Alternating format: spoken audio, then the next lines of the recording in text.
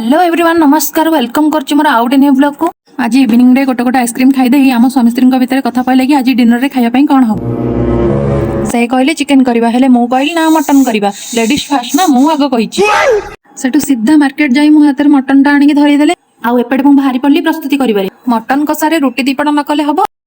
स्वामी मते सब बेले कहंदी मु फुले छडा तुमको आउ किछि आसेनी तो कथा किंतु मु भूल प्रमाण कर देली देखु नंदी एटी मु रोटी रा केते भले से फुले दउछि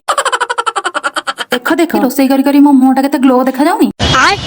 ग्लो ना फ्लो मनुष्य एटी गैस पाकरे ठिया हेई पानी भारी पइलाई आउ ए बाबू 10 थर उंडिया को पळि जाउचन जे रोसई सइला कि नहीं रोसई सइला कि नहीं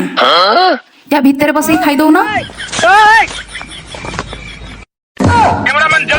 आसा आसा खाइबा एथर रेडी गेले हमर रोटी को मटन कसा मु बेसी समय जदी ए रोसई घर रहिबे पूरा सुकुआ हेकी भारिबी मु जाइलो मा रोसई घर भारी की नियो नियो एथर खाई दियो